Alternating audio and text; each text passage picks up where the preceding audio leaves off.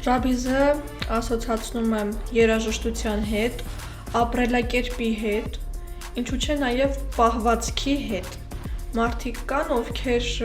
ռաբիզ լսելով հաճույք են ստանում, այսինքն ռաբիզ լսելը դառնում է իրենց կյանքի հիմնական իմաստը, նույնիսկ շատ մարդիկ խորհուրդ են տալիս ուրիշներին, որ ռաբիզ լսեն։ Ապրելակերպ, խոսելաձև, հագու կապը մարդկանց, Սպորտիվ։ հա, եւ նաեւ երաժշտության հանդեպ ունեցած ճաշակը, նաեւ շեշտել եմ խոսելաձևի վրա, որովհետեւ կան չէ, տենց ռաբիս տղաներ, քյարթեր, ու իրենց խոսելաձևը շատ ահավոր է։ Այ օրինակ հիմա ես վերցնում եմ այս թեզբեխը։ Ես ֆորեցնել չգիտեմ, ես իմ կյանքում չեմ Ես էլ ֆորեցրել։ չգիտեմ։ Այսինքն սկսում եմ այսպես ֆորեցնել։